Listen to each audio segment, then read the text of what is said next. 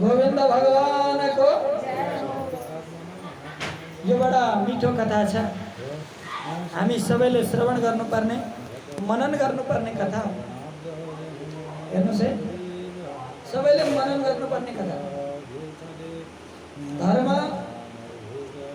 धर्मलाई जुन 13 कन्या दिनुभयो नि, त्यो कन्याको नाम के हो? यो अत्यन्तै सूक्ष्म तरिकाले विचार गर्नु।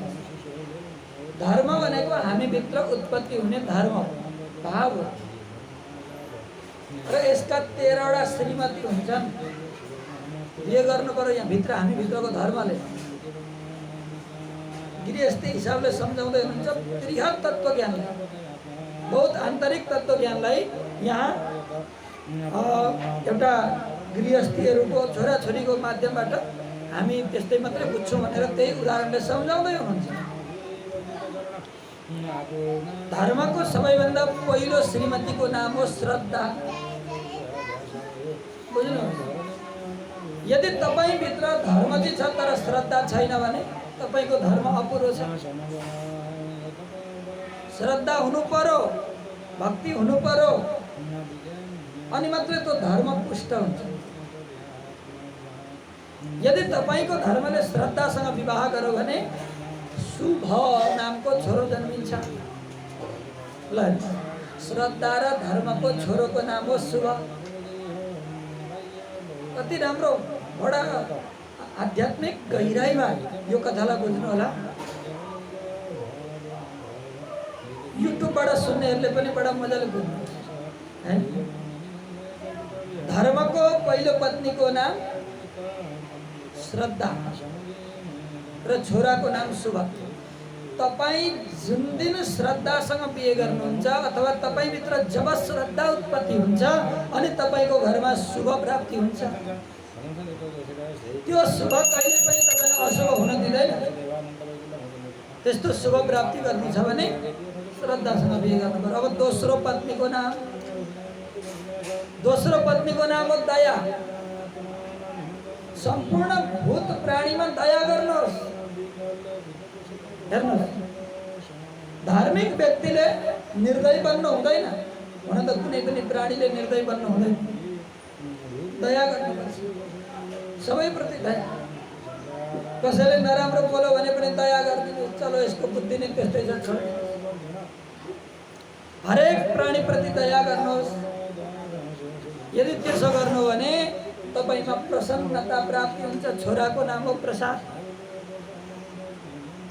जति अरूको भलो चिताउनुहुन्छ, जति अरूलाई दया गर्नुहुन्छ, त्यति नै तपाईँ खुसी रहन सक्नुहुन्छ।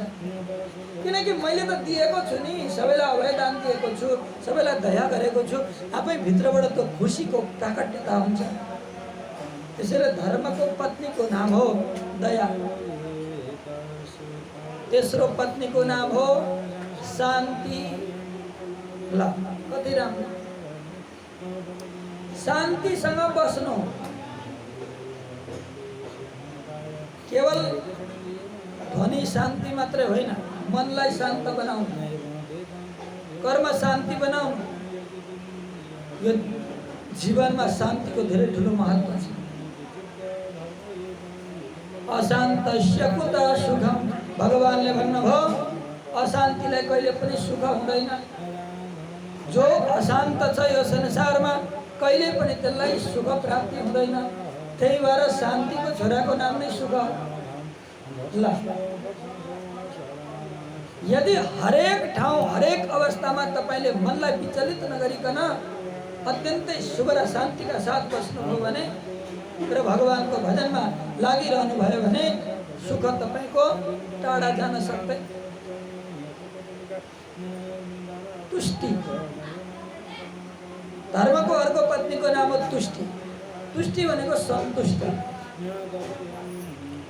सीताराम सीताराम सीताराम कहिए, जहीं विधि रखे राम तहीं विधि रहिए। भगवानले तपाईलाई जस्तो अवस्था दिनुभएको छ, जति धन दिनुभएको छ, जति तपाईलाई शक्ति दिनुभएको छ, त्यसैमा तपाईँ सन्तुष्ट बस्नुहोस्। मलाई चाहिँ किन भएन, मेरो चाहिँ किन यस्तो अर्काको चाहिँ राम्रो छ, त्यतातिर नजानुहोस्। जति तपाईँले दिनुभयो मेरो प्रभु, तपाईँलाई शुक्रिया छ, तपाईँलाई धन्यवाद छ, तपाईँले मलाई यति थोक दिनुभयो, यसैमा सन्तुष्ट हुने। यदि तपाईँसँग तुष्टि भएन भने मोदता आउँदैन। त्यसैले तुष्ट हुने, सन्तुष्ट हुने। आज यो संसारमा तपाईँलाई झोपडीमा बास दिनुभयो, चाहे महलमा दिनुभयो, चाहे जुन अवस्थामा दिनुभयो, यदि त्यसैमा सन्तुष्ट भएर भगवानको शरणागत बन्ने हो, भगवानको ध्यान, भगवानको पूजन गर्ने हो भने उसलाई शुभ प्रसाद, अभय र सुख अनि मोद कहीँ पनि जाँदैन। यी त धर्मका सन्तान। क्रिया कर्म गर्नु कहिले पनि धर्मले भन्दैन तपाईँ चुप लागेर बस्नुहोस्, अरे गर्नुहोस्। कर्मण्येवाधिकारस्ते मा फलेषु कदाचन मा कर्म फल हेतुर्भुमाते संकोष्ठ कर्मणि। कर्म गर, निष्क्रिय भएर नबस। त्यसैले क्रिया पनि धर्मको पत्नीको नाम हो। क्रियाशील बन्नु, कर्म गर्नु। यदि त्यसो गर्नुभयो भने योग नामको पुत्र जन्मिन्छ। भगवानसँग जोडिने माध्यम बन्छ, क्रियाको माध्यमबाट, कर्मको माध्यमबाट। त्यसैले कर्म गरिराख्नु जति सक्दो। यो शरीर त एउटा इन्धन जस्तै त हो। तपाईँले यो शरीरलाई काममा लगाइराख्नु भने यो शरीर राम्रोसँग काम गर्छ। यदि चुप लागेर बस्नुभयो भने रोग लाग्छ, काहीँ नभएको हो। धेरै जसो काम नगरी बसिराख्ने मान्छे धेरै रोगी हुन्छ। एउटा साइकललाई पनि नचलाइकन राख्यो भने खिया लाग्छ। त्यस्तै यो शरीर पनि चलायमान बनाउनु पर्दछ, कर्म गरिराख्नु पर्दछ। त्यसैले क्रिया गर्नुहोस्, निष्क्रिय नबस्नुहोस्। भगवानको सेवा गर्नु, भगवानको पूजन गर्नु। यदि तपाईँ अर्थकै कर्म गर्दै हुनुहुन्छ भने पनि अहर्निशम भगवानकै याद गरिराख्नु र क्रियामा बस्नु, कर्ममा बस्नु। उन्नति बुद्धि मेधा प्रतीक्षा, उन्नत कर्म गरिराख्नु। अनि बुद्धि, बुद्धि पनि भगवानकी पत्नी हुन्। यदि तपाईँले बुद्धिलाई भगवानको पत्नी बनाइदिनु भयो भने त बुद्धिले भगवान परक कर्महरू सोच्छ। यदि तपाईँको बुद्धि संसारतिर छ, सम्पत्तितिर छ, धन जनतिर छ, तपाईँको बुद्धि संसारतिर लागेको छ भने त्यो बुद्धिले कहिले मुक्ति दिलाउन सक्दैन। त्यही भएर त्यो बुद्धिलाई धर्मतिर बिहे गरिदिनु, धर्मसँग बिहे गरिदिनु बुद्धिलाई। यदि यो बुद्धि कुलटा छिन्, यो बुद्धि नराम्री छिन्, नराम्रो कर्मतिर प्रवृत्त छिन् भने त्यो व्यक्तिले कहिले पनि कुनै पनि हालतले सुख पाउन सक्दैन। त्यसैले बुद्धिलाई भगवानतिर लगाइदिनुहोस्, बिहे गरिदिनुहोस्। र हरि, हरि भनेको लज्जा, भगवानकै पत्नीको नाम हो, यानी कि धर्मको पत्नीको नाम हो। अरे लाज त गर्नुहोस्। म जिन्दगीमा यत्रो भएँ, यत्रो के अरे जीवन बिताएँ, तर पनि मैले भगवानको भजन गर्न सकेको छुइनँ। कमसेकम आफूलाई लाज त मान्नुहोस्। मभन्दा साना सानाले परमात्मा प्राप्ति गरिसके तर मैले गरेको छैन। मसँग धन छ, दौलत छ, सबै थोक छ, तर मैले कुनै पनि भगवत कार्य गर्न सकेको छैन। आफूले आफूलाई लाज गर्नुहोस्, लाज मान्नुहोस्। लज्जा पनि धर्मको पत्नीको नाम हो। मान्छे चाहे लाजले, चाहे करले, चाहे रहले होस्, गर्न चाहिँ गरोस् धर्म। लाजले पनि धर्म गर्ने हुन्छन्।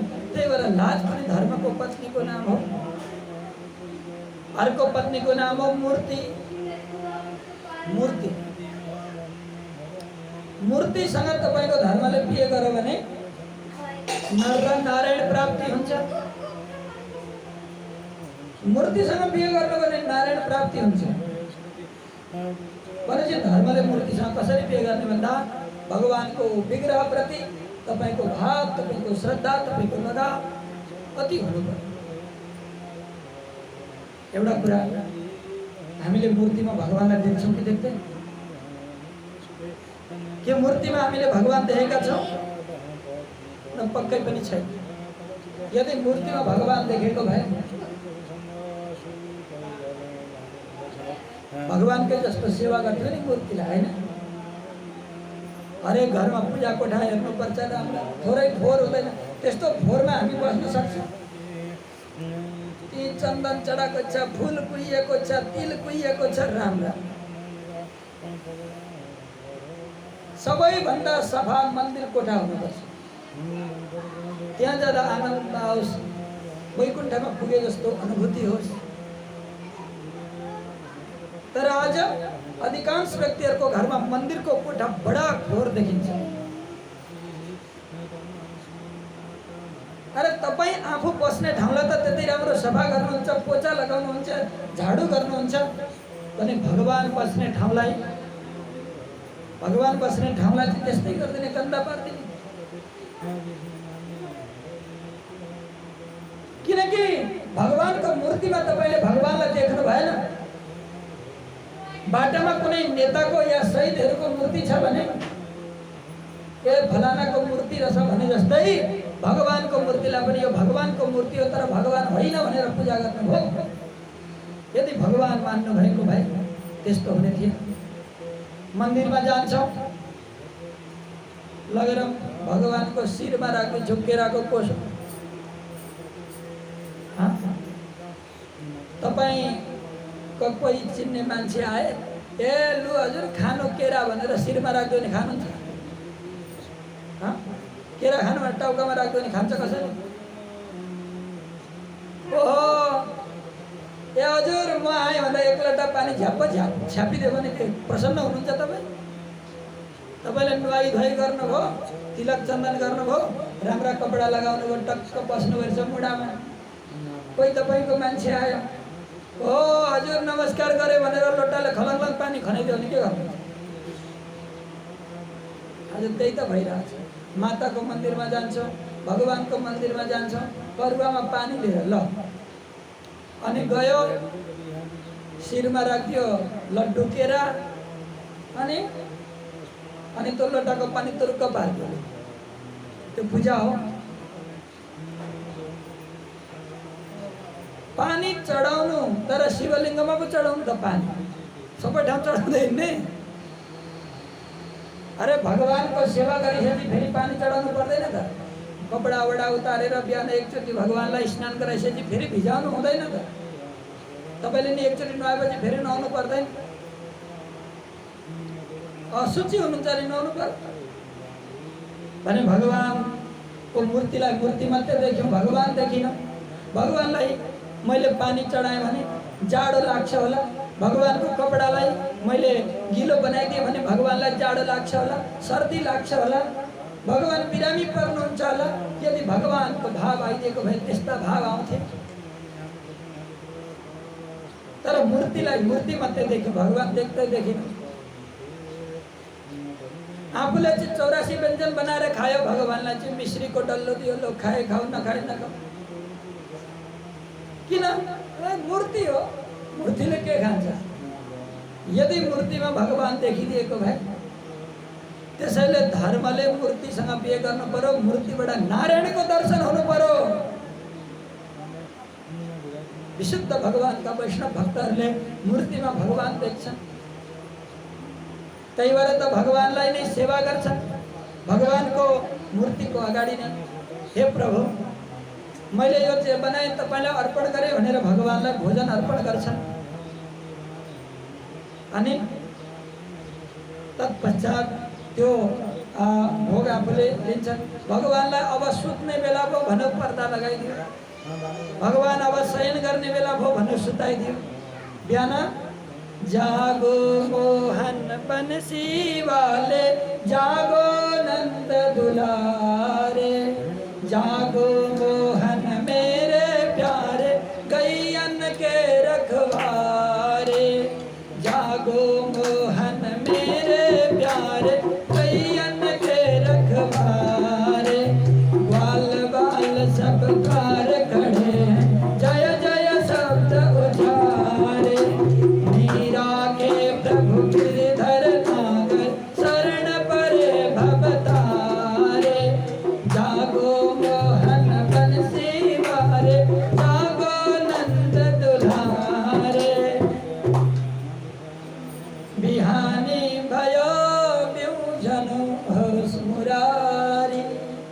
कृपागन हो नाथ आँखा उघारी। यदि मूर्तिमा भगवानलाई देख्ने हो भने प्रभु बिहान भइसक्यो, हे गोविन्द अब भोर भयो, है बिहान भयो, तपाईँ जाग्नुहोस्, तपाईँ उठ्नुहोस्। बिहान उठाउँछन् भक्तले अनि भगवानको विधिवत सेवा गर्छन्। मेरो कन्हैयालाई भोक लाग्यो, मेरो कन्हैयालाई मक्खन मिश्री खाने बेला भयो, भगवानलाई बाल भोग लगाउँछ। अनि दिउँसो भगवानलाई साह्रै भोक लागो राजभोग लगाउँछ, शयन गराउँछ। फेरि बेलुका बिहानको भोग लगाउँछ, परमात्मालाई भोग लाग्छ। यो के हो भन्दा मूर्तिमा परमात्मालाई देख्नु, मूर्तिमा परमात्मालाई देख्नु। यदि तपाईले मूर्तिमा परमात्मालाई देख्नु भने त्यो मूर्तिमा भगवान अवश्य हुनुहुन्छ, अवश्य हुनुहुन्छ। एउटा दृष्टान्तबाट बुझौँ, यो दृष्टान्त सत्य घटनामा आधारित छ। एकचोटि प्रयागराजको कुम्भ मेला रहेछ। त्यो कुम्भ मेलामा एकजना साधु जानु हुँदो रहेछ। कुम्भ मेलामा टिकट गर्नुभएछ। अब टिकट आफ्नो मात्रै गरौँ भने भएन, मेरो गोपाल कहाँ बस्छ? मेरो पनि त गोपाल छ, मूर्तिमा भगवान देख्छ साधुले। त्यही भएर मेरो गोपालजीलाई एउटा सिट बुकिङ गर्छु, मलाई एउटा सिट, दुईटा सिट बुकिङ गरे। दैव संयोग भएछ के भन्दाखेरि त्यो एउटा सिट पल्लो कोठामा परेछ, एउटा सिट पल्लो कोठामा।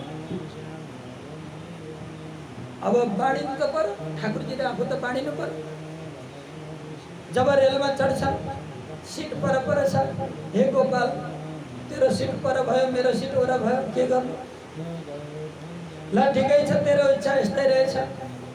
त्यही सिटमा भगवानलाई शयन गराइदियो। आफू अर्को सिटमा गएर सुते, अर्को कोठामा। यतातिर साधुलाई मस्त निद्रा लागेछ। प्रयाग आइपुगेछ। छेउका बसेका छिमेकीहरू हुन्छ नि त, अरे बाबा कैसे सो रहे है, आ गयो तेरो प्रयाग, उठ जा। साधु हडबड उठ्छ, रे रेल हिँड्ने बेला भइसक्यो, लौना नि भन्न पोका पोतडी उठायो, कुटुटु कुद्यो। म प्रयाग आइपुगेँ, म कुम्भ नुहाउन आइपुगेँ भनेर बडा हर्षितका साथ गएर गंगा जमुना सरस्वती त्रिवेणी संगममा गएर झम्मा हाम फाल्यो। मैले त स्नान गरेँ, अब मेरो गोपाललाई गराउँछु भनेर गोपाललाई लिन आउँछ त गोपाल हुनुहुन्न। लो अर्को कोठामा सुताको त्यो ल्याउने विशेष। अब त भित्रैदेखि उसको त अत्यन्तै चित्त दुखेर आयो। हे भगवान, जिन्दगीमा त्यसलाई आजसम्म मैले छोडेको थिइनँ कन्हैया, यो के भयो? आज म कति निष्ठुरी भएँ, म कति कठोर भएँ। मेरो यो छाती ढुङ्गाको बनेको रहेछ भन्दै ढुङ्गाले हान्न थाले छाती। गोविन्द यो के गर्दियो? मलाई छोडेर तिमी कहाँ गए? हे गोविन्द, अब म जिउन सक्दिनँ एक मिनट पनि तेरो बिना भन्दै साधु अत्यन्तै भावमा प्रेममा विह्वल भयो। तर उता रेलमा घटना घट्यो। जब रेललाई सिग्नल मिल्छ, हर्न बजाउँछ, कन्डक्टरले हिँड्ने आदेश दिन्छ। अब रेलका पाइलटले रेललाई अगाडि बढाउँछ, तर रेल अगाडि बढ्दैन। धुवा मात्र निक्लिन्छ, रेल अगाडि बढ्दैन। क्वाँ गर्छ, रेल त जाँदै जाँदैन। स्टेशन मास्टरलाई खबर पुग्यो, हडबड सब इन्जिनियरहरू दौडिए। रेलमा के भयो के भयो के भयो सब छानबिन गरे, रेलमा केही भएको छैन। तर रेल अगाडि बढ्दैन। त्यो हुँदै गरेको साधुलाई अरू साधुहरूले सोध्यो, अरे साधु तँलाई के भयो भन्दा उसले सब हृदय के बताऊं, अरे क्या बताऊं भैया, मेरा गोपाल तो ट्रेन में छूट गया। अब वो ट्रेन में जाने कहाँ पहुंची हो। एवढाले बोलो ट्रेन तो खड़ी है, मैंने देखा। हाँ अरे जा शायद तो ट्रेन ते ही होला। ट्रेन त्यही उभिरहेको छ, पुरा मान्छेको कोलाहल हुँदैछ, मैले देखेर आएको। साधु जोसँग हुन्छन्, साँच्चै रेल छ त? भयो भने मेरो कन्हैया ती हुनुपर्छ भनेर साधु त्यतिकै लङ्गोटी लगाएर दौडियो। अब त पुरा अफरा तफरी मचिरहेको छ स्टेसनमा। परबाट साधुले देखे रेल त त्यही। ओहो, अब कुन कुन डब्बामा राखेको थियो कन्हैयालाई उसलाई थाहा थियो। दौडिँदै दौडिँदै दौडिँदै त्यो डब्बाबाट गएर हेर्छ त हाम्रो कन्हैया सुतिरहेका छन्। तुरन्तै कन्हैयालाई उठाएर अङ्कमाल गरे, आफ्नो अश्रुधाराले कन्हैयालाई स्नान गराए। 3 त्रिवेणी सङ्गम भयो। गोविन्दलाई बार बार चुम्बन गर्छन्, बार बार आलिङ्गन गर्छन्। हे गोविन्द, हे माधव, म कति पापी हुँ, म कति आज निष्ठुरी बनेछु। जिन्दगीमा कहिले नछोडेको कन्हैया आज मैले छोडेँ, एक्लै स्नान गरेँ, मलाई माफ गर है कन्हैया। रुँदै रुँदै जब ट्रेनबाट साधुले कन्हैयालाई लिएर बाहिर निक्लिन्छन्, ट्रेन आफै कुद्न थाल्यो। गोविन्द भगवान की सब चकित भए। अरे रुकी तो कैसे भन्दा साधु ने रोक दियो। भारतमा साधुको महिमा है। एकचोटि साधुको त त्यस्तै ठुलो महिमा हुन्छ। एकचोटि साधुसँग पैसा लिने भएछ। पैसा लिने हुँदाखेरि साधुसँग, अरे हमारे पास कहाँ से पैसा आएगा, हमको जाना है भगवान के पास, हमारे पास पैसा तो नहीं। टीटीले रेलबाट निकाल्दो, हेलो रेलबाट निकाल। अलग निरञ्जन भनेर त्रिशूल गाडेका स्टेसनमा रेल लुकु जस्ता। त्यसको मस भएन रेल। अन्तिममा साधुसँग माफ माग्नु पर्यो। स्टेसन मास्टरले सबले गएर आजदेखि उपरान्त साधुसँग हामी भाडा लिँदैनौँ भनेर सिग्नेचर गराए ती साधु। त्यस पछाडि रेल चल्यो र आज भारतमा साधुसँग पैसा लिँदै। हामी पनि साधु साईमा हिँड्दा पैसा पनि हुन्छ है। त्यो शक्ति हो भगवान श्री कृष्णको लीला। यदि हामीले मूर्तिमा परमात्मालाई माने भने परमात्माले पनि रेल रोकाइदिनुहुन्छ। गोविन्दले रेल त रोकाइदिनुहुन्छ, कालको पुरै छोडिदिनु। त्यसैले यो संसारमा यदि हाम्रो धर्म परमात्मा प्रति भयो र यो 13वटा धर्मका पत्नीले हामी मित्रको धर्मले यो 13वटासँग विवाह गरे भने हामीलाई शुभ, प्रसाद, अभय, सुख, मोद अनि मोक्ष र नारायण सबै प्राप्ति हुन्छ। तर हाम्रो धर्मले विवाह चाहिँ गर्नु पर्यो 13 जनासँग। गोविन्द भगवानको यसरी केवल धर्मको 13 जनासँग बिहे भयो, यो नाम हो भन्दा यो कथालाई बुझिँदैन। त्यही भएर यसलाई आफ्नो जीवनमा घटाएर यदि बुझ्नुभयो भने यो धर्मको कथाले हाम्रो जीवनमा निकै ठुलो परिवर्तन गर्न सक्छ।